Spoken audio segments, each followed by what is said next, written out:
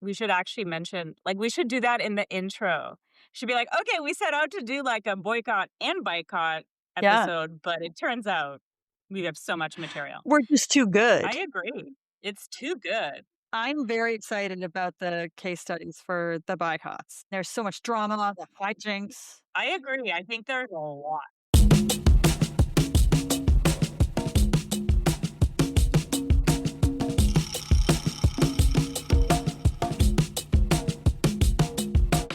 We're back. What are we gonna talk about? We're going to talk about consumer demand and agency. And jumping off of our values episode, we're going to talk about how we can all be more values driven in our lives. And specifically, one of my favorite things to talk about, we're going to talk about boycotts and boycotts. I love it. Such a big topic, and I know as, like, prep for this episode, we could have gone down so many different rabbit holes, and we'll continue to do so. There's so many great examples and bad examples of all of Yeah. this, right? Let's get into it then. It's super cliche, but you vote with your dollars, and it's true. We are all voting with our dollars all the time. So we have agency in who we give that support to. Absolutely. I completely agree, and I think, we talked about this in our other episodes, but I think it's important to continue to drill down on this topic is that even if it feels like you're the only one making this decision or you're the only one buying a certain product or maybe not following a certain influencer or going to a certain restaurant, like everything does make a difference in the long run. And it's if we are able to make decisions as individuals, that does come through. And I think my philosophy is also like we all do the work we do for those folks that are in this sector and in this work is because we strongly believe that us doing an action does have a trickle down effect and a domino effect. Even though it doesn't seem to feel like that right away, sometimes that takes a long time to actually come to fruition.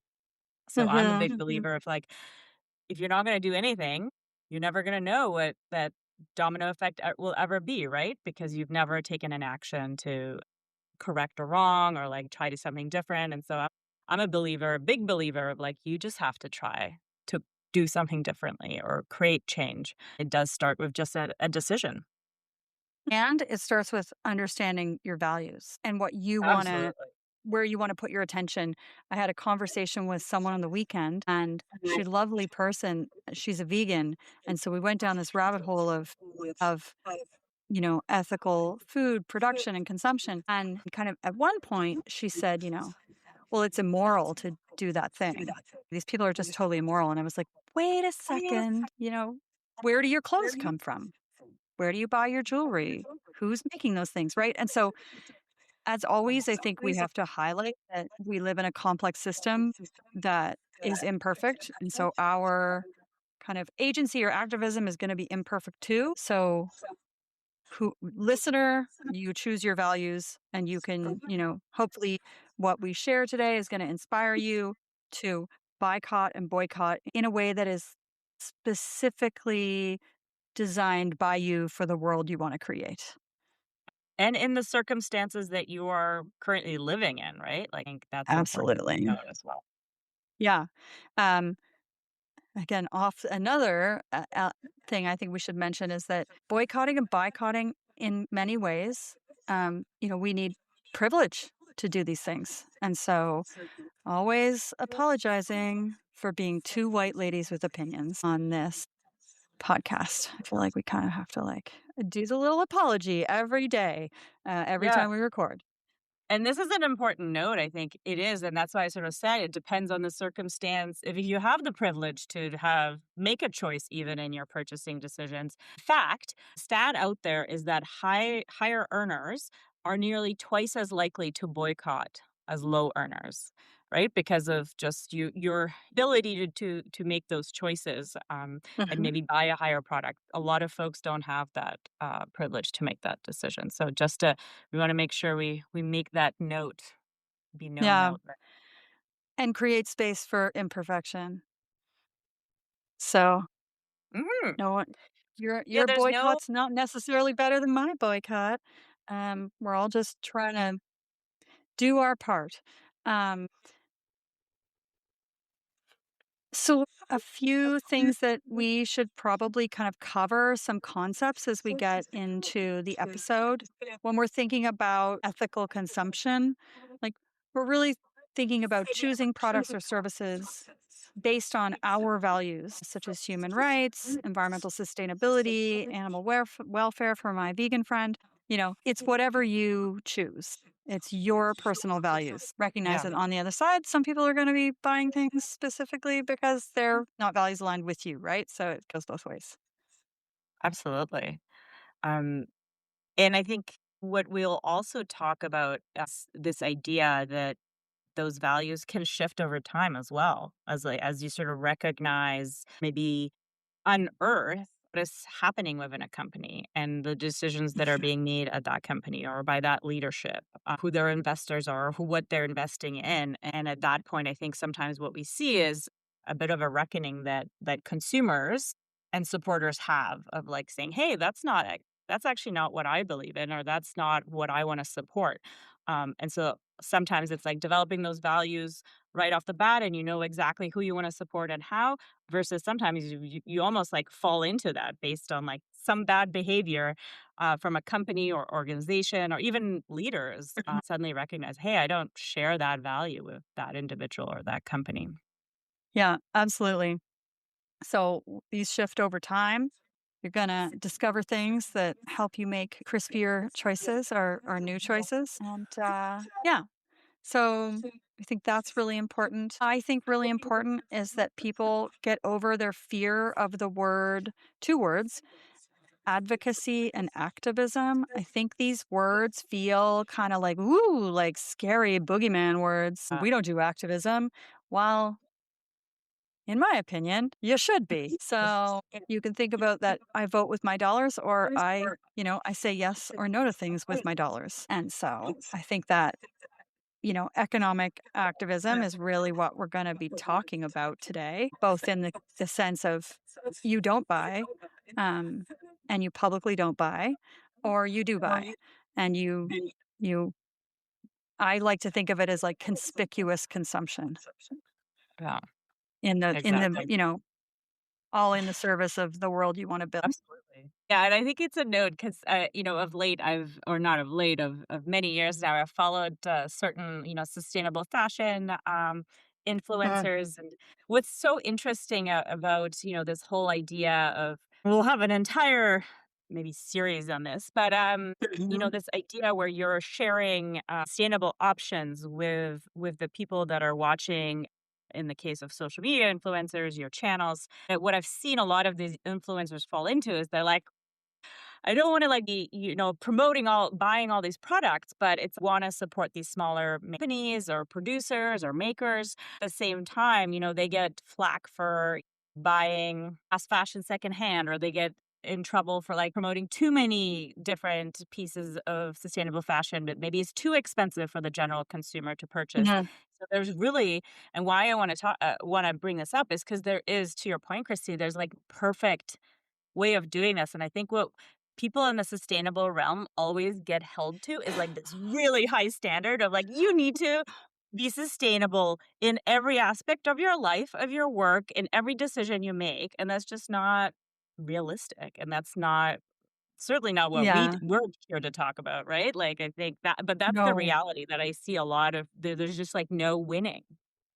There's no winning, and I think that that's a fallacy that we are plagued by in the world of, like, the do-gooder world, that the pillagers are out there pillaging, and they're just doing it, and they're unapologetically doing it, and meanwhile, we're, like, really kind of sitting and navel-gazing and wondering, like, "How can I do right the best?" Or how what is perfect? And I think that that is such a I think it's such a showstopper for us, and it really just does not help us, and it also doesn't help us see each other as No, I think about the mayoral race in Vancouver. We have Ken Sim on one side, and then we have a million other candidates that are progressive on the other side, and, like, okay, somebody's gonna win, and it's probably Ken Sim. You know what I mean? So and I'm not saying people shouldn't run for office, of course they should run for office, but we have to stop navel gazing and just get on board with things, and I think that as we move through this episode, we're gonna share these examples where people bought in. They got on board and they did things that were Yeah. amazing. So, yeah, that's my little mini rant in this larger rant. Yeah, yeah. It's all a long range, in the long This entire experiment. That's why it's 2 mouths. 2 That's mouths. why it's 2 mouths. Um, yeah. So, where do we start?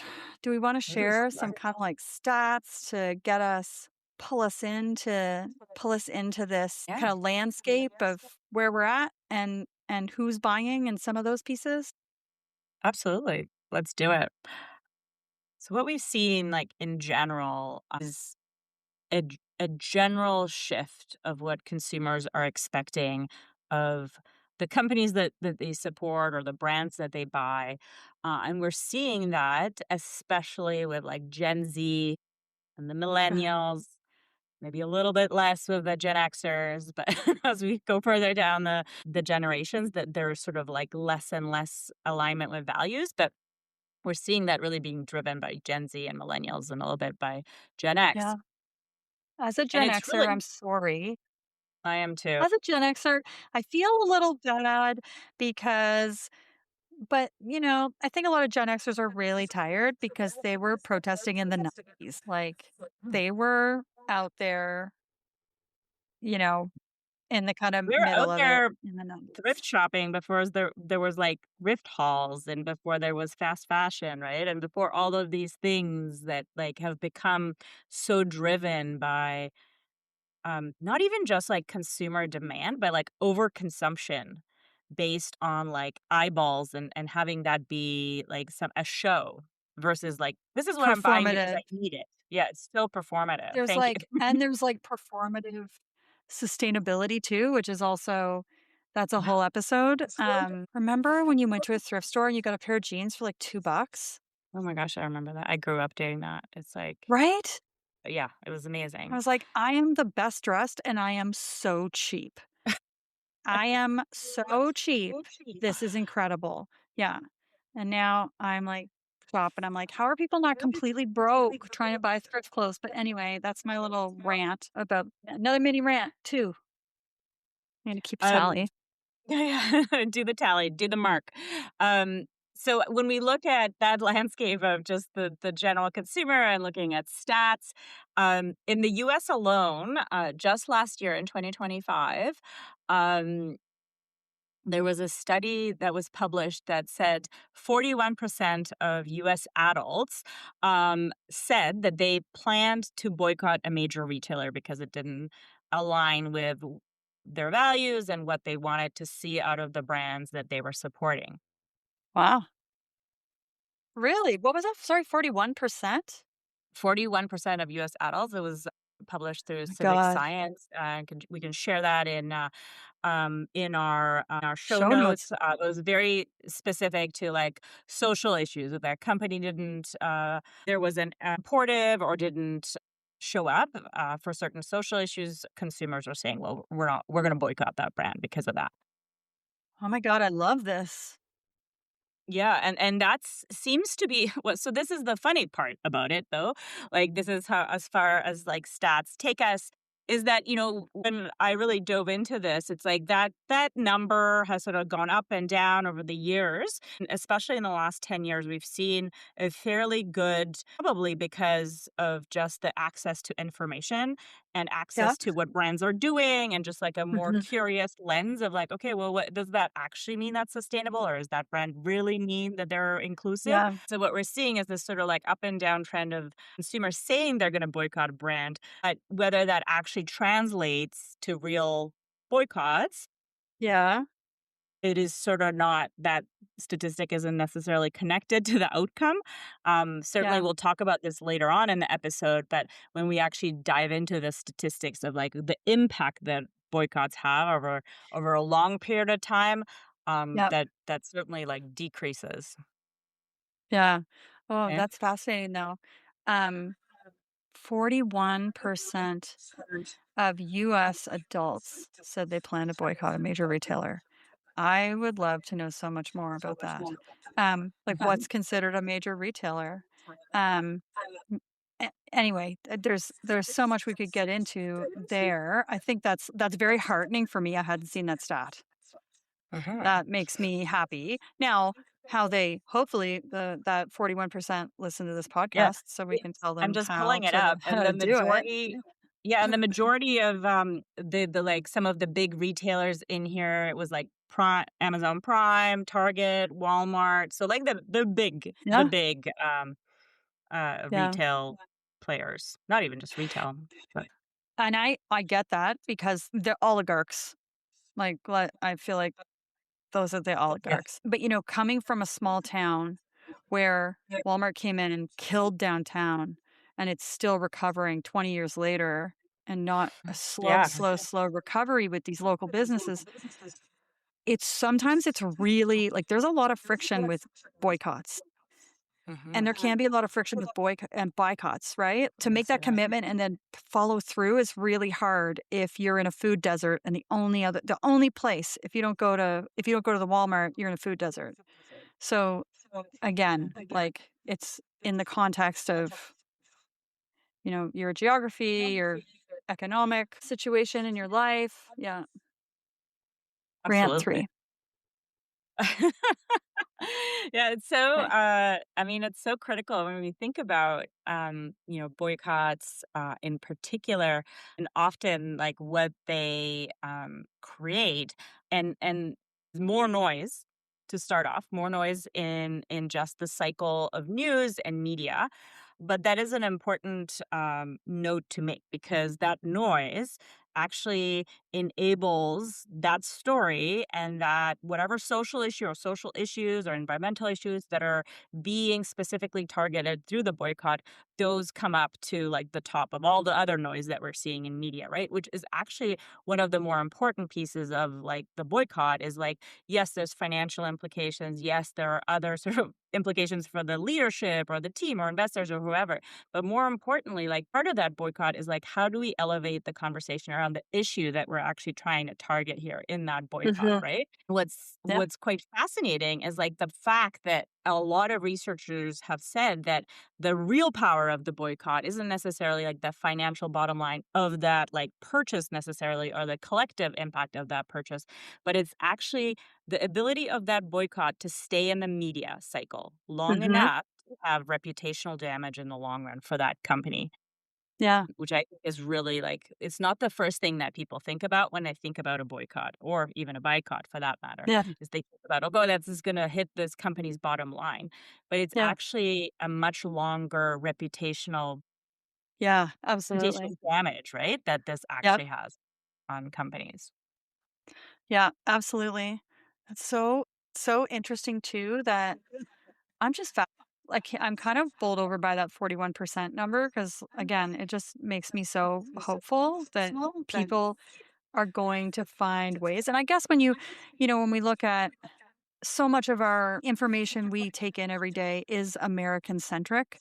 And we are so beholden to the American news cycle and what's happening there. And I do feel like we're kind of, these observers from a distance, but an hour away. We're an hour away from the US border. And so within this, when we look at what's happening in the US politically, it's like, of course, people want to boycott and boycott because their vote didn't help them. So I think that this is like the agency there is so important. And maybe that means that more kind of people who normally wouldn't do that, wouldn't really engage in a boycott or a boycott or something, or think about it that way. They're like, well, I have agency, like I have to do something. So I'm gonna do this thing. Yeah. Or especially in that case, like, they might have voted the other way, but they now decided Sure. that that it was a bad decision what they did Huh? or didn't vote at all, and now they're like, "Well, what do I do?" Yeah. Well, this is a great Side way to, note, like I saw a TikTok today with Tucker Carlson talking about how he is gonna regret platforming and voting for Donald Trump, and he was like, "I have blood on my hands." Sidebar. That was Yeah, I mean, very you're seeing, I suggestive. mean, again, like, an entire, like, not to be, like, meaty episode there, in Yeah. itself. But yeah, that there's a whole, I think there's a entire, like, following of influencers, of, like, podcasters, of, like, Yeah. quasi celebrities that are, like, they're already coming out and they're starting and more will come out, right? To, like, with Yeah. that sentiment. Hey, we're doing it, and we have, like, 5 people listening to this. It's incredible. Yeah, yeah. Okay, moving on. Alright, so let's why don't we dive into, like why don't we dive into boycotts? I know this is, like, an area that, like, is you've done courses on this, like, you've Yeah. gone deep into this to these topics, into these examples, and I'd love for you, like, for you to take me through it, take our listeners through it, teach us, Take you on a journey. tell us "Lead us, stories. daddy." I feel like we're gonna say that a lot. "Lead us, daddy."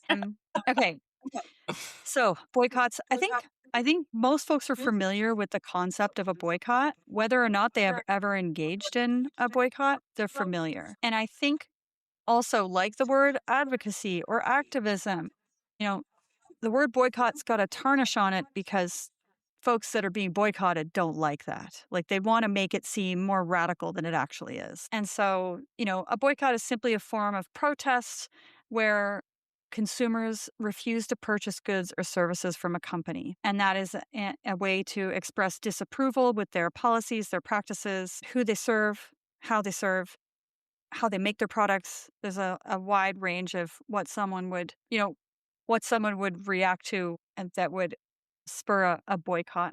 And there's just many, many famous boycotts. We can't get into them all. But really, like, there's a kind of a process for, like we said at the top of the episode, there's kind of a process for identifying, like, what matters to you. I think that's a really important piece, that identification of, what are my values? What do I stand for? And when something comes into your kind of awareness and you don't think it's a positive thing, you think it's harmful or objectionable, and there's a quiet way, I just not gonna buy that thing ever. I don't buy that from that company. But then there's this, is it objectionable enough to organize around it? Or can you kind of are you drawn into a group of like-minded people or organizations that decide that we're gonna take part in some kind of an organized boycott? And so this is often left to the activists and those organizers that rally around this to try to create space for people to enter, and make tents bigger for folks to first. Of course, as you already mentioned, there's that publicity piece. We want people to pay attention, and we want the boycott to be directly attached to that organization or that practice. And then, of course, we have participants, and the impact is defined by what the how the boycott is directed. I do think that sometimes with boycotts, the what success looks like is very clear. And other times it's not so clear. And so I think, like you mentioned earlier, boycotting Amazon or Walmart, there's sometimes I think we have the experiencing this real backlash, which I support in society, where we're just starting to boycott large, extra large, these massive multinationals. We're like, we want to return to a different way of living and a different way of building economies. Um, we see local, buy local everywhere. That's a boycott. Whether you think about it that way or not, it is. And so boycotts and boycotts, we're experiencing them all the time. Um, we're experiencing these every day. They kind of come into our awareness. It's just some catch fire and some don't, or they kind of chug along quietly. And so, as you mentioned earlier, there's a financial implication. Almost always there's a financial implication. And the idea is, like, let's maximize the financial implications in the short term, buying, and in the long term, that reputational damage.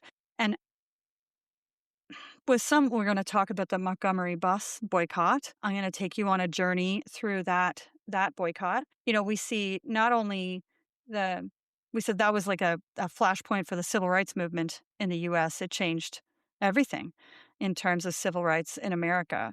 And so sometimes it's a local issue and sometimes these drive systemic change or create awareness around how individuals can drive systemic change. So boycotts success depends on a lot of things: public support, media coverage, financial impact, and sustained momentum. That sustained momentum is so important. So, should I just take you through Take the me through the journey? story. Yes, Okay. I I'm wanna gonna do I'm my here. I'm gonna do my best to get all this right, and I have some clips and I have some pieces for us to dive into. So, our first case study today is the Montgomery bus boycott. And so I think everybody's heard of this. Everybody understands who Rosa Parks is. Rosa Parks icon. Even if you don't know the Montgomery bus boycott happened, you know a woman named Rosa Parks did a thing. She didn't give up her seat on a bus, and that led to dramatic changes. That was kind of the butterfly that flapped its wings. Oh, Rosa. So, with boycotts, there's often an inciting event or a series of conditions that people are experiencing that become too much. And then there's kind of a flashpoint. And so, in the case of the Montgomery bus boycott, the flashpoint was actually the murder of a young man named Emmett Till. So Emmett Till was a 14-year-old African American boy. He lived in Chicago. He lived in the North. And in August 1955, he went to visit his uncle in Mississippi. And on the 24th of August, he was in a grocery store and he was accused of flirting with a white woman. This is a 14-year-old boy. So he was a young black man. He wasn't flirting with a white woman. Like, he knew the rules, like there's these unspoken rules, unspoken rules, and overt rules. And her name was Carolyn Bryant. And she actually, after many years later, admitted that she had lied and she had made this event. This was a fictitious event. It did not happen. Just this little kid. And so on the 28th of August, was kidnapped by Roy Bryant, her husband, and her half brother, J.W. Millam, and he was brutally murdered. He was lynched, and thrown into a river. Now, at Emmett Till's funeral, his mother did something kind of unheard of. She refused to have a closed casket at his funeral. So they had over 100,000 mourners come to his funeral, and he had an open casket. And this generated massive media attention. This was the horror of this murder, created so much media attention. Now, soon after, they had a very quick trial for these two white men. And on September 23rd, 1955, both Roy and J.W. Were acquitted on all charges by an all white, all male jury. And so on December 1st, 1955, Rosa Parks, on her way home from work, exhausted by her work life, exhausted by the life that she was enduring as a black woman in the South. She was told to give up her seat, and she just said, "No, I'm done. I'm done." And she wasn't the first person to do this either. But this was the inciting event. So Rosa Parks was arrested, charged, and unusually, like normally, a person would not, be able to leave jail until they had been tried, but she was granted bail. And so this caused so much anger that this woman was arrested, that Rosa was arrested, that anti-segregation protests began. And the Montgomery bus boycott was intended to be one day. It was gonna last one day, and so it did not last one day. I wanna show you a clip. I wanna play a clip for you right now. I love Uh, it. okay, let me find my clip. Oh, it's a little bit long. Okay. It's It's not all long. good. It's like 50 minutes. You said 50 minutes, That was like like, to 50 me. minutes. It takes 50 minutes. Everyone's here for this. Everyone is here for this. So, okay. Rosa, now this interview was recorded in 1974. In this interview, she and her lawyer, Fred Gray, are talking about. I'll let her. She doesn't need me to speak for her. So let's listen to Rosa. I did this because I felt I was being violated as a human being.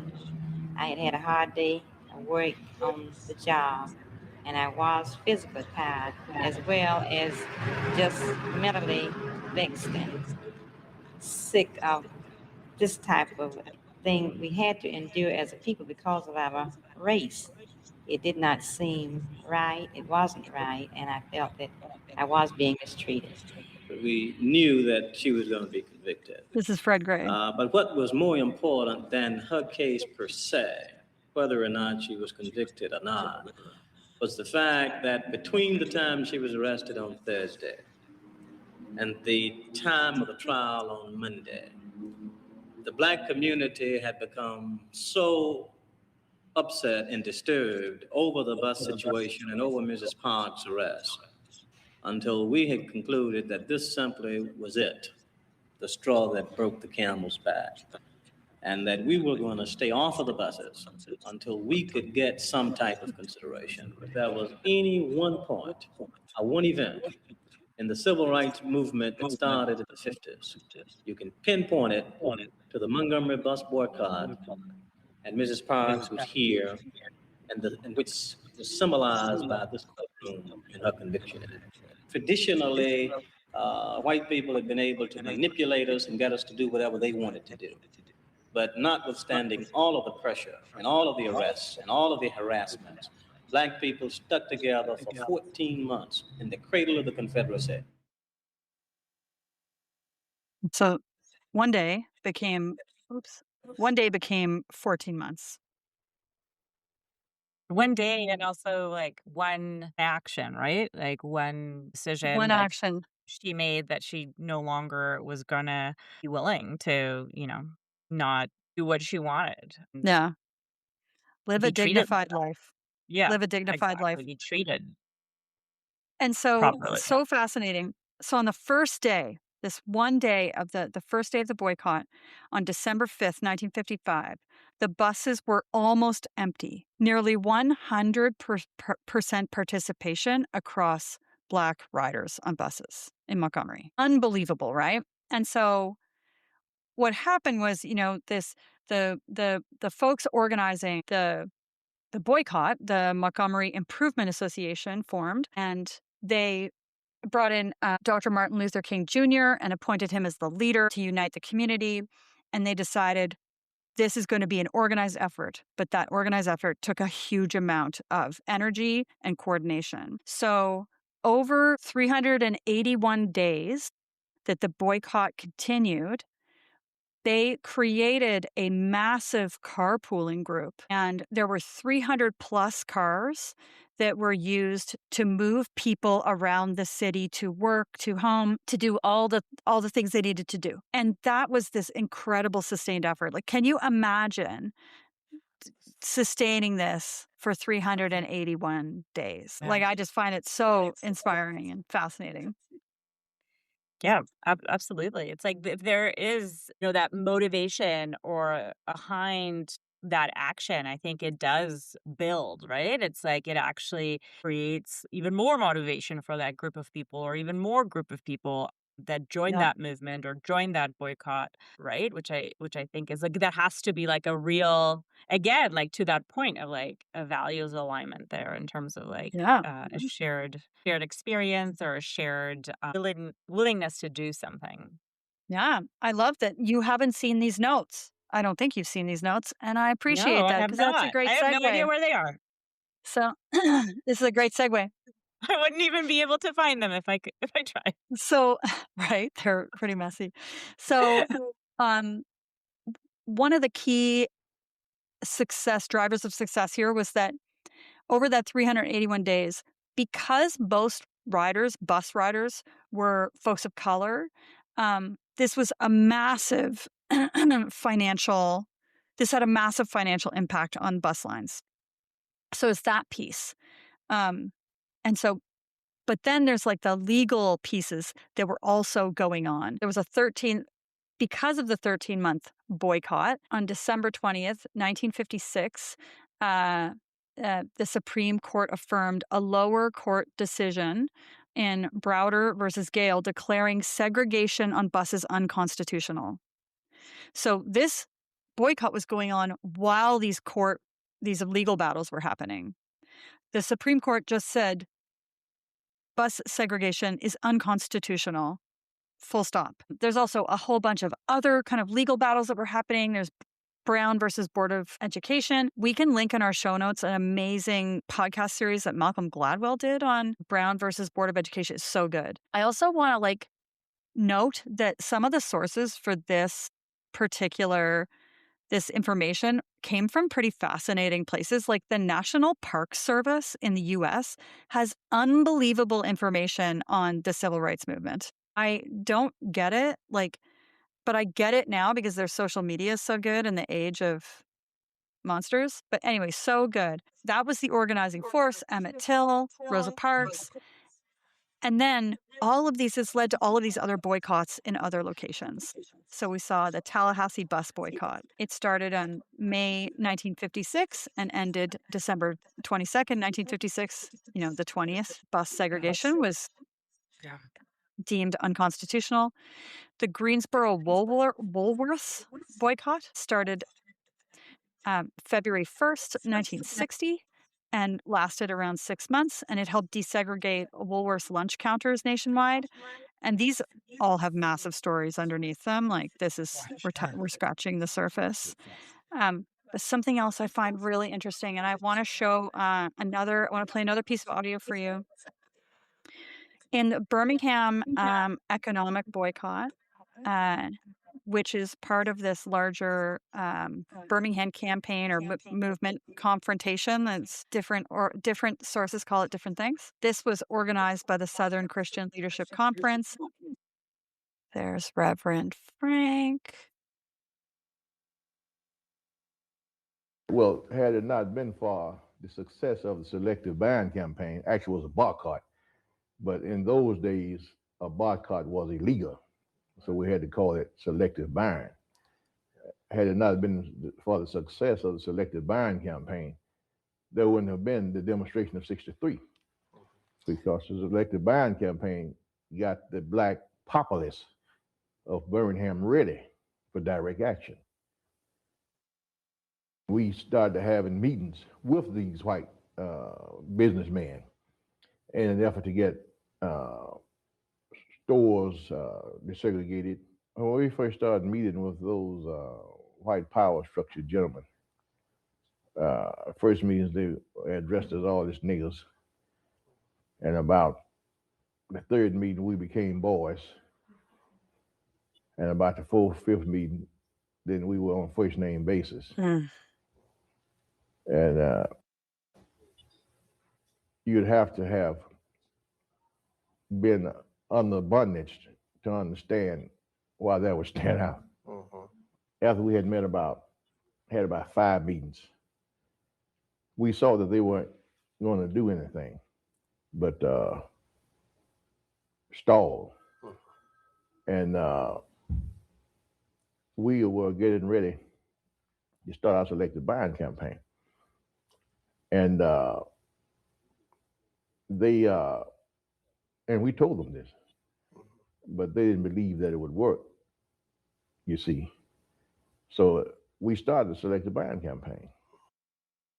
Well, we ran hundreds of thousands of leaflets listing what we were protesting about.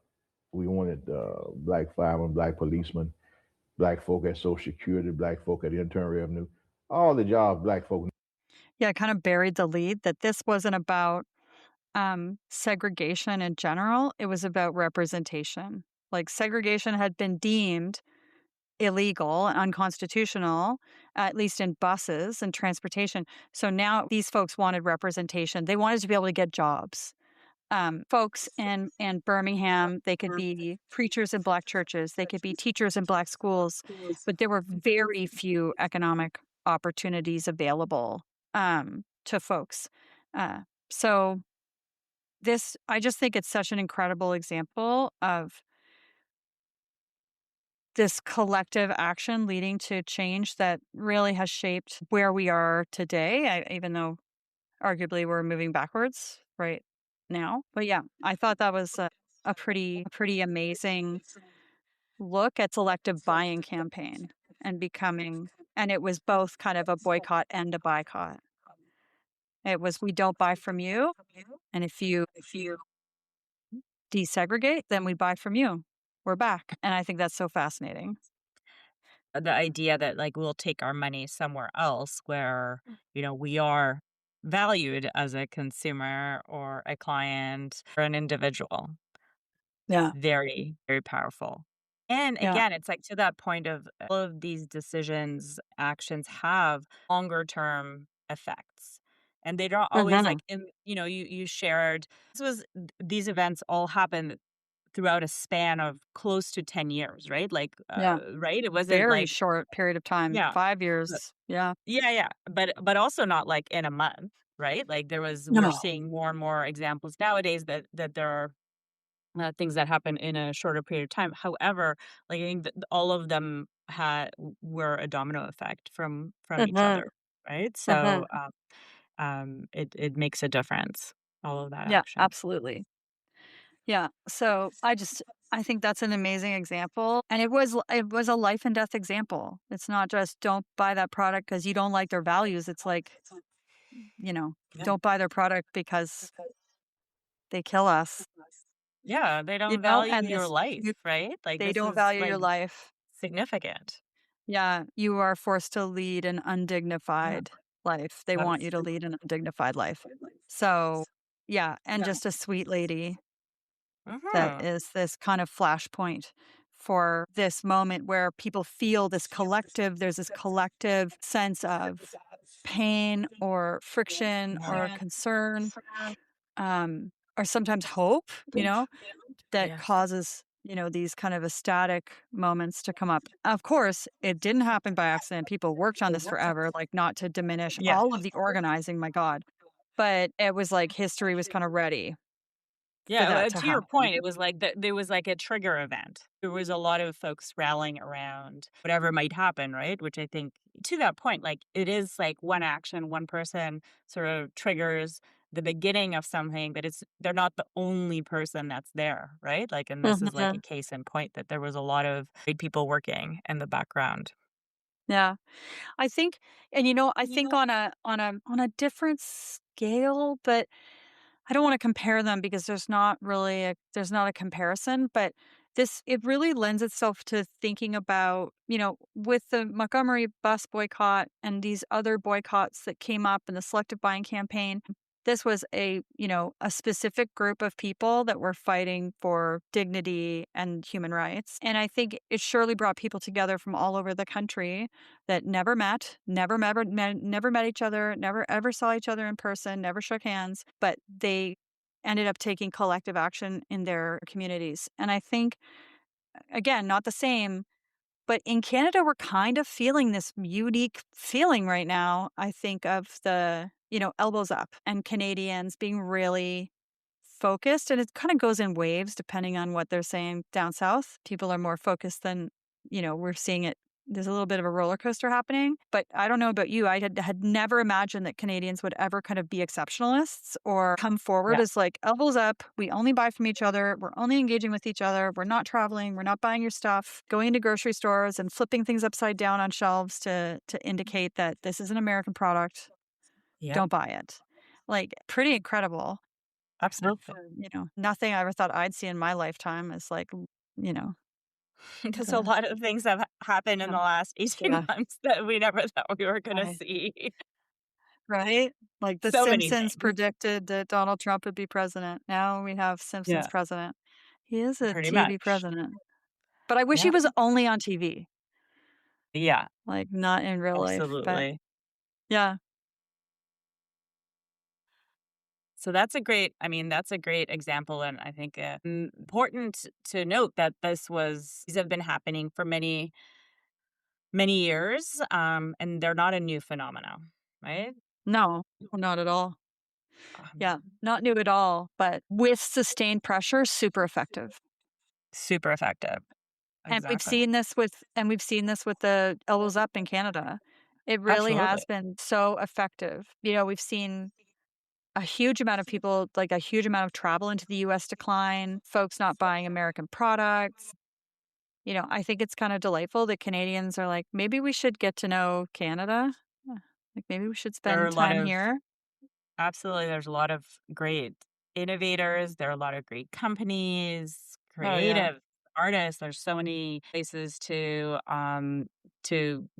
visit as well, that I think that's what we've seen is at boycott sort of on that, like, larger level in all of these different markets Mhm. in Canada, and I think it's been, really interesting to observe and to some degree be in it with, quite a few companies that I know that are, Yeah. whose primary markets were actually in the United States Yeah. and were very much affected by the tariffs, first of all, and Yeah. then by a lot of this movement around boycotts and also, less, appetite by some American distributors and others to like hold Canadian products as well. But I think Yeah. overall it is more significant for the Canadian market because we are Yeah. such a smaller player. We are, population wise, we're just like a small portion of what the US is. And Sure, so, but such you a know, massive impact on the and US oh, yeah. economy. My Absolutely, goodness, yeah. absolutely. Huge impact on Yeah. the US economy. And, that impact, of the Canadian, like, travel is a great example of that as like, Yeah. the what is it, like, Canadian travel to the US is, down at least, like, 26% or something of that nature. And, I talk to a lot of folks every week who are like, "Well, I'm not gonna go on vacation to the US," or, "I'm not going down to this conference," or, Mhm. and they're making those decisions based on, like, what is happening in the US and Yeah. wanting to not go and support and spend their dollars in the US, Yeah. right? So, it is very much like a case in point of, like, the boycott can be it's not just like buying from a brand. It can really apply to so many different scenarios. Yeah. We talked about it even, in our last episode about values. I mean, had our, Oatly, Yeah, example of yeah. our friends, making oat Oh, milk. and I know you went down an Oatly rabbit hole, so I We went think you down the should take Oatly us rabbit down hole, the and we won't Oatly go down rabbit that rabbit hole hole. again today, but, we went there. You can go listen to that, entire episode. But I think that's a great case in point of, a company that was doing super well, great brand, had all these investors, and then took on capital from investor that didn't that themselves were supporters of the right in the US, and, a lot of the supporters of Oatly and the very loyal customers, when they found out, it was like a huge hit to that brand, right? A huge hit where Yeah. folks literally, walked away from buying that Yeah. product, including myself. I What almost did got, you like, call it? shamed The into, like, "Why are you creamy drinking that oat milk?" now you don't drink the Right? creamy OT milk or something? The I forget creamy what it Oatly milk. Yeah. Like, I think it's like when Yeah. you are of consumers or audience that is Yeah. curious, not just about you making an impact or what you're doing, but like how you're doing that work, how you're Yeah. producing that product, how are you treating your consumers, how are you treating your employees, how are you treating the communities that you operate in, right? Like, when we Yeah. see those audiences be really curious and then try to really dig in there of like understanding what actually happens and to see if what you're saying is true. When Yeah. you break that, right? Like when you break that trust that you've built with that group of people walk away because you're like, you don't, by by not saying what you do or sticking by those values that you valiantly like created on your website and in all your Yeah. materials, like in Oatly's case, you sort of don't walk the walk, then inevitable happens when people stop buying your product. Yeah. Absolutely. I think I also maybe you could dig in a little bit on the Oatly case because I feel like there's some things around it that I was super interested in. Like, didn't they make like a I don't know about the website. There's some kind of website, the Yeah, Oatly. they did There's the like an whole, like, Oatly. Oatly website, but they did it themselves as, like, a result. So they created their own website, which really, like, focused on all the things that they weren't doing well and where they had to improve. But it was because they were Oh getting my so much god. flack everywhere, right? Like, for not doing things well. And a great example, I think, of again, like, they to give them a lot of credit, they were really trying to get ahead of the conversation online and Yep. that negative reputation that they were getting because of the investors they had in the business.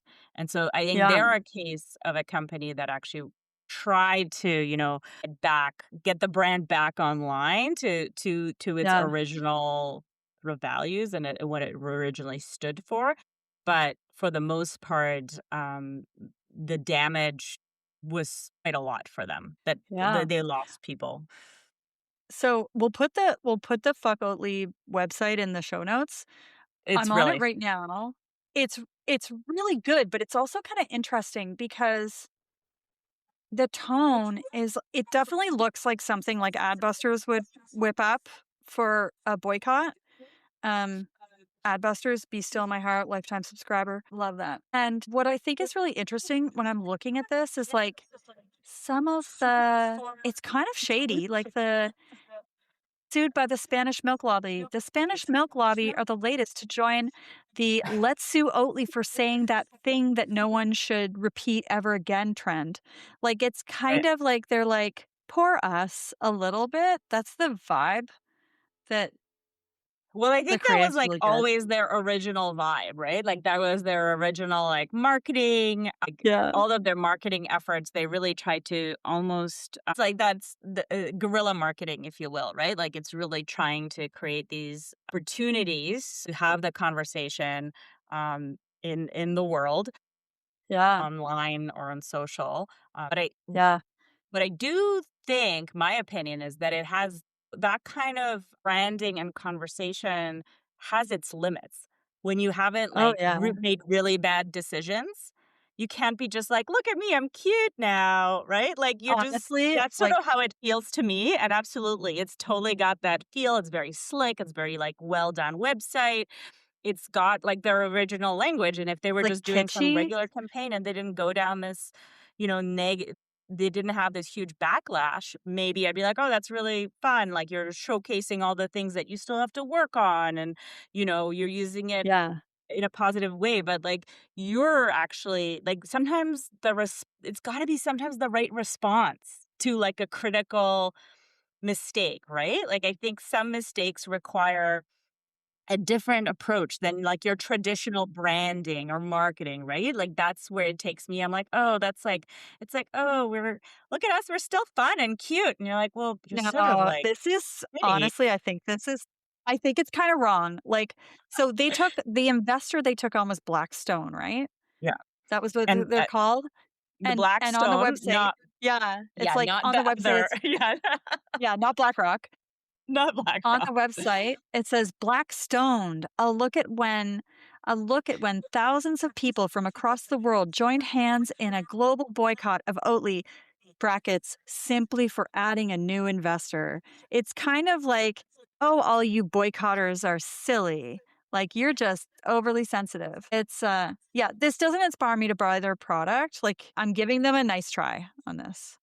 It is a nice try, and, I think I would, nice try, but, like, not right, like, read the room, not the Oh, right vibes.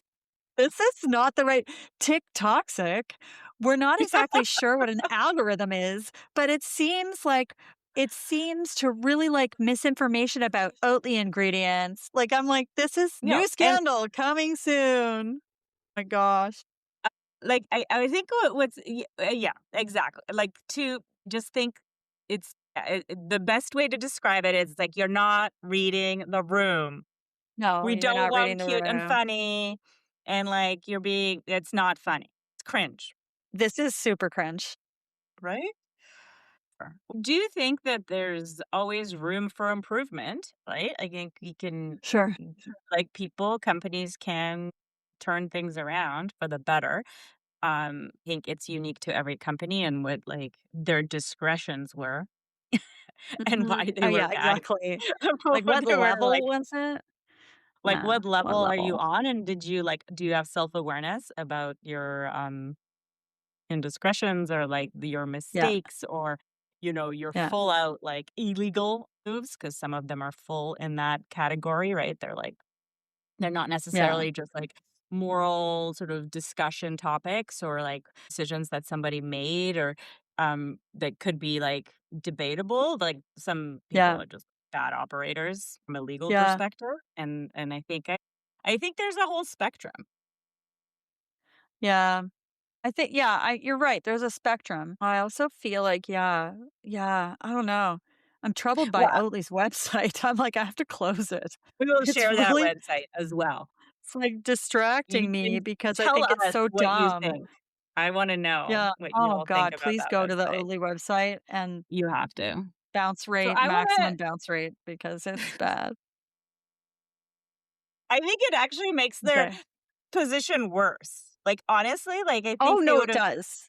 It's right? so Like, it's like, bad. you're better off not doing a website like this than, like, doing it. Like, you might be like 100%. just be like, "Okay, we're just gonna, like, be quiet, we're gonna, like, do better, we're gonna just continue Yeah, to create great product." But yeah. no. No show is better than a bad show. They should have been like, we took investment from a company that bulldozes the Amazon." It's like, that would be the honest thing to do and not Yeah, yeah, and so supports MAGA, like, I think there was a lot of God, the MAGA part, I forgot about that. I the already blocked the it out. politics of it all. So, you know what? On that note, let's, Yeah, jump into this take me. next example, Take me on a journey. to which which is more Sorry. recent.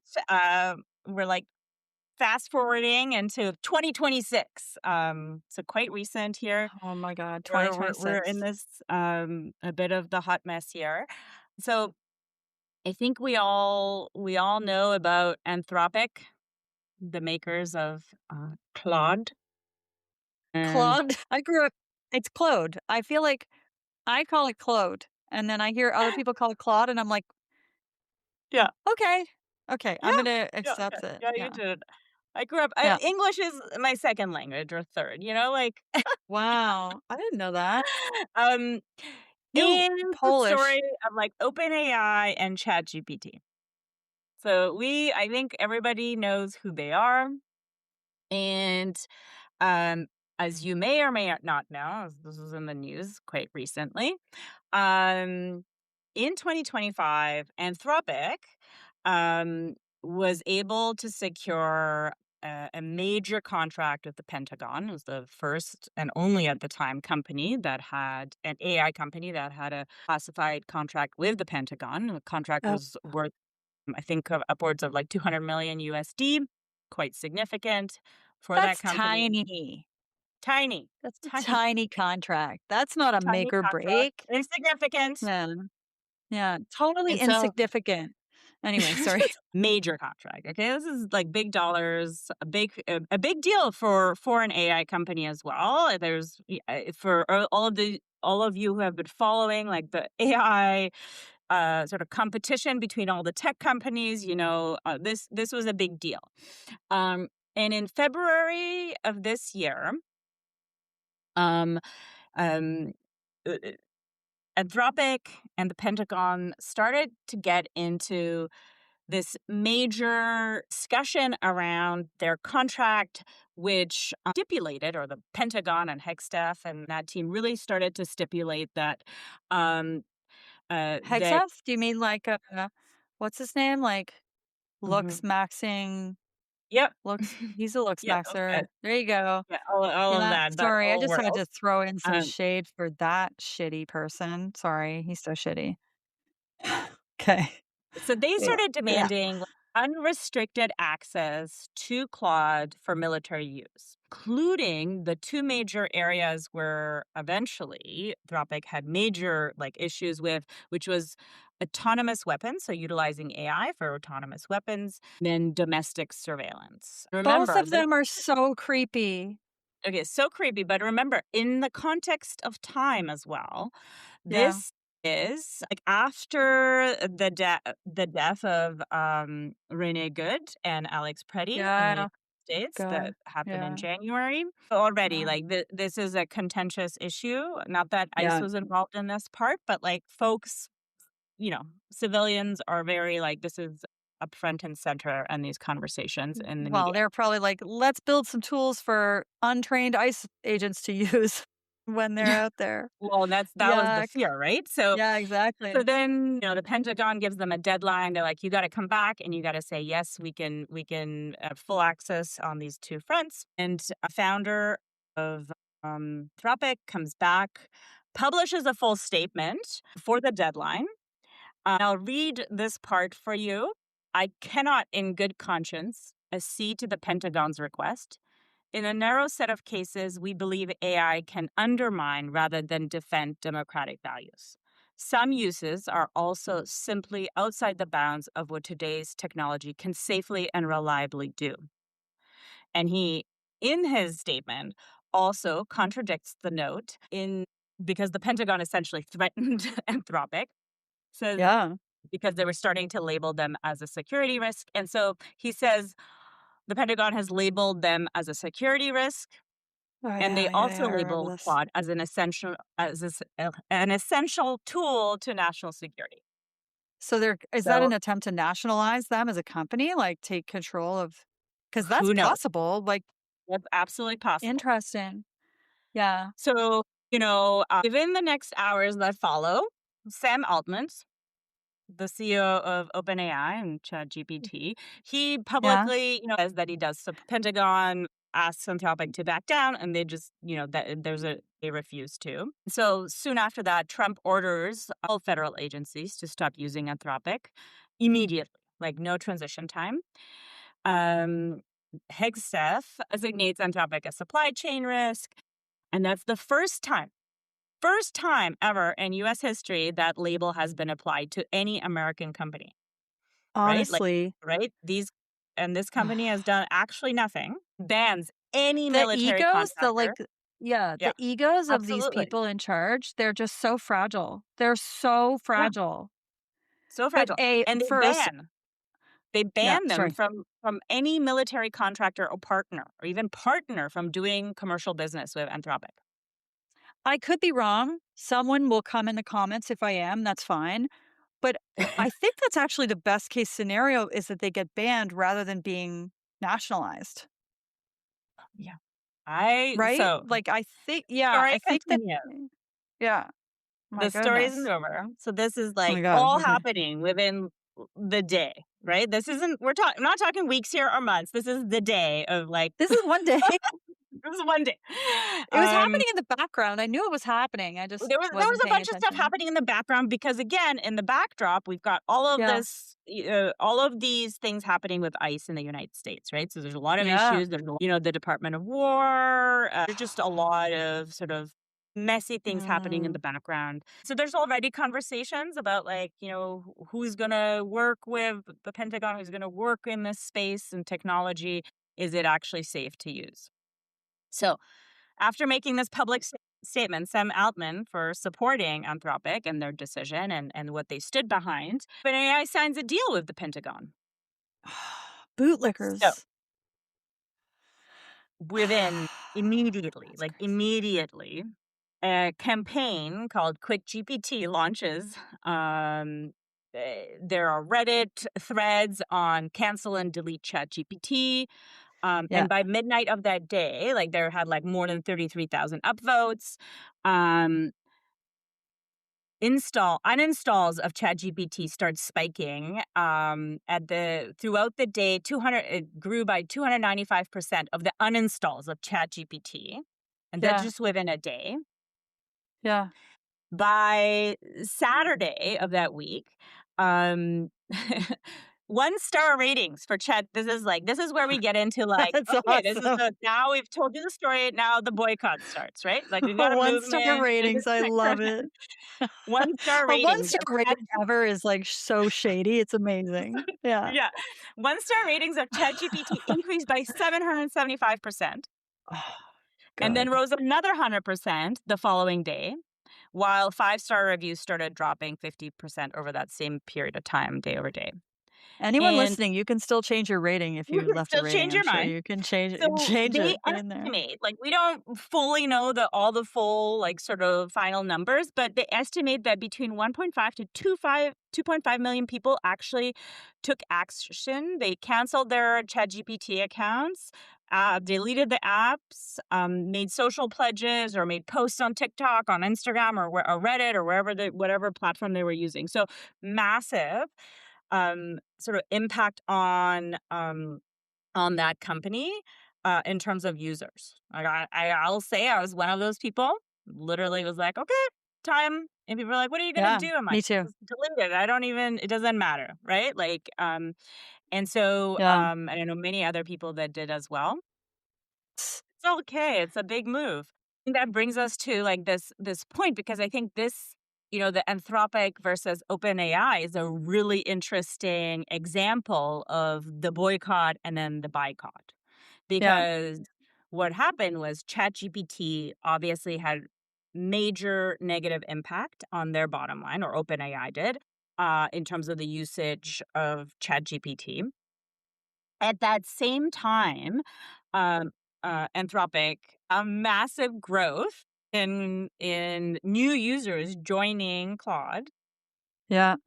Just on the 27th of February, just on that one day, they had like a 37% increase of downloads, and that jumped to 51% the next day on the 28th.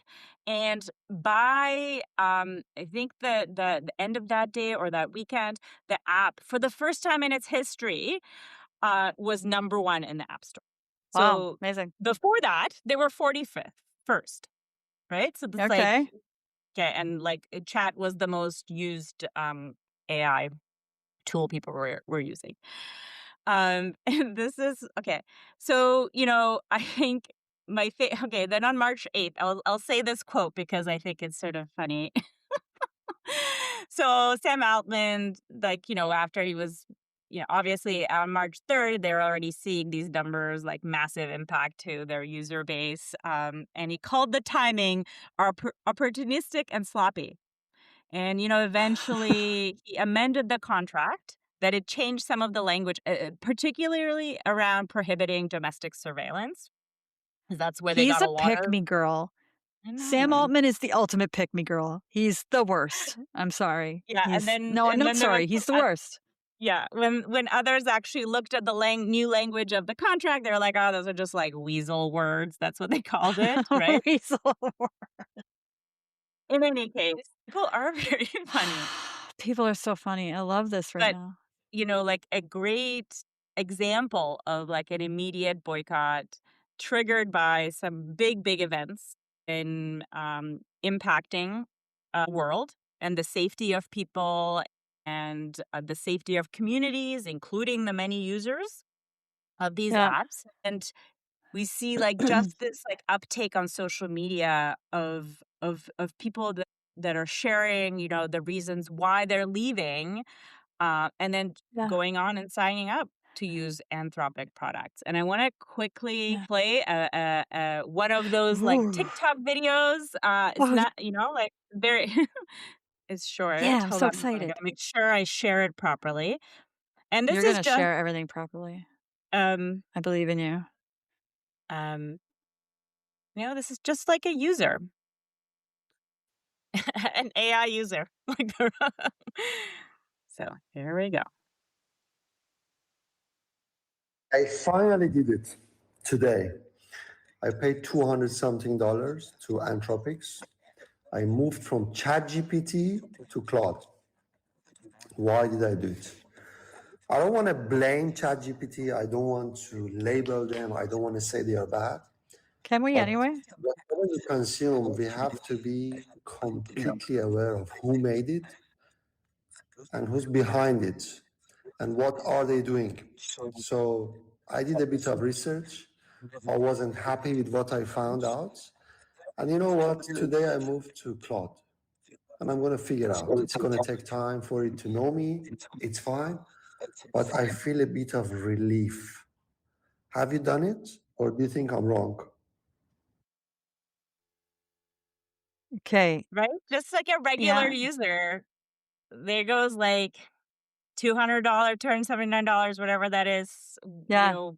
$10 a month, $20, whatever your subscription is to a product. But and Yeah. I should also say that this video, this user made the move only 5 days ago, so like April 18th. That's Yeah. It's like never too late. Never too late.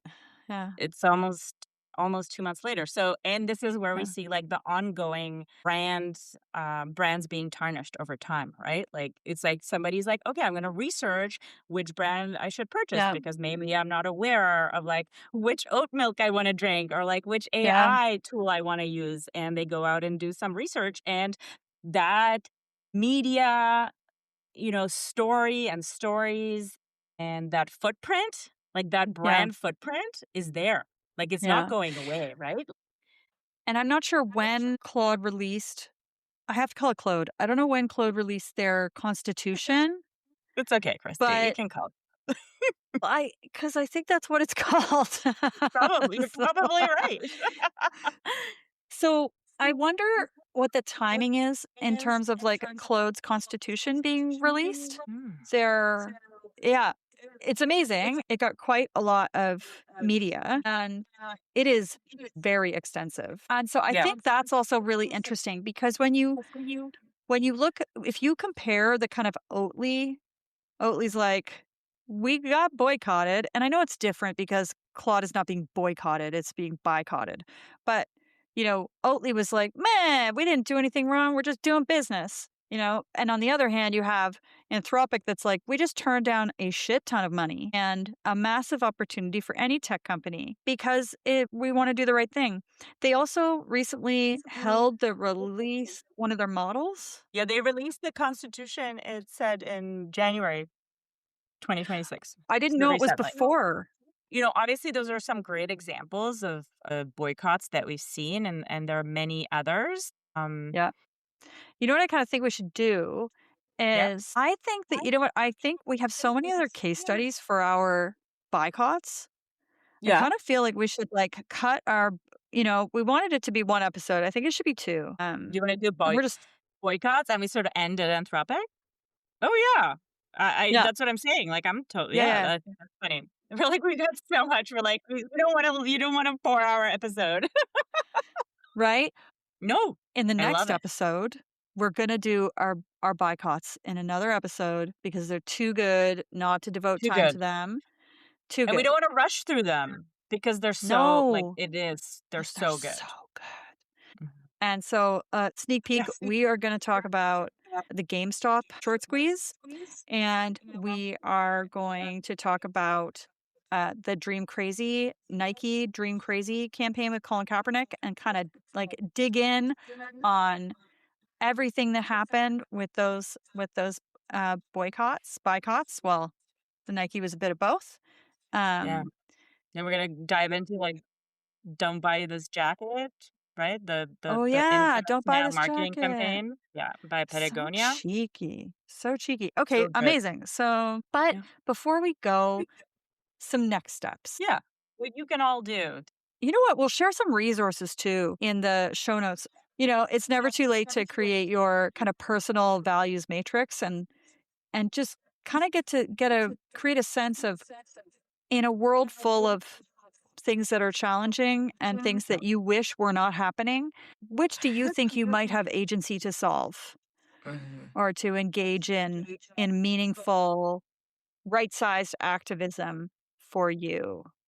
Yeah. Absolutely, because the idea of true boycott can happen in so many different ways, right? It's yes, you're going to boycott a company, so you're not going to buy their products, but it could also mean like you're not going to buy someone's books, you're not going to go Yeah. and follow that social media Yeah, your influencer or account. attention, Yeah, your right? That's attention matters, right? huge. We live in the attention economy, and not giving someone your attention is Which its own kind newsletter of boycott. Yeah, but it's like, which newsletters are you subscribing to? What newspapers are you supporting? Like, what Mhm. movies are you going to watch? What artists are you listening to? What platforms are you listening to those artists on? Like, all of those Yeah, make a difference, and it doesn't always have to be like you have to spend money somewhere. absolutely. So yeah, so make your personal kind of values matrix. What do you care about? I told you earlier, my friend really cares about being vegan, Into but it. I think it's cool, like with the anthropic piece, with the our clothes constitution. Yeah. We can we can have our own constitutions about how we individually want to move through the world, and it doesn't Yeah. hurt if it's written down and you've thought about it and it's intentional. So, yeah. And also this like permission to like you have the constitution or you have your set of values in your matrix or your little statement or however you want makes sense to you, what makes most sense in your life. Translate that. And it's also giving yourself permission to like learn, explore, and figure out like where do you draw the line too, like. And Yeah. in the case of Anthropic, they had that constitution in January, and then they made a really big decision like a couple of months later. It's actually really good. Like, Yeah. it is really good. Oh, Nobody's denying that some of these products or services or this tech isn't, yeah, like, good. yeah. Those people in Montgomery, Alabama, their lives would have been easier if they could have taken the bus. Oh, yeah. Like, their lives would have been easier if they could have just taken the bus for 381 days, but, like, they couldn't because they But they had to did. do the right thing. So, Yeah. sustained pressure. Sustained pressure. It does Yeah. it makes a difference. Makes a Oh difference. my god, it does. Let's get out of here. I Let's feel get like outta we need, here. like, a thing we say at the end of every episode. Yeah. Oh, yeah. This is a work in progress if you hadn't noticed by the weird edits We'll and come up with it. the banter. Although my friend did tell me the other day, it's like, "I can't stand banter in podcasts," and I was like, "Well, screw you then. Well, Don't fine. listen to ours. You just do goodly." He is a good person. Yeah, I do love Yeah, him. no, that's too funny. If this episode made you think, good. If it made you uncomfortable, even better.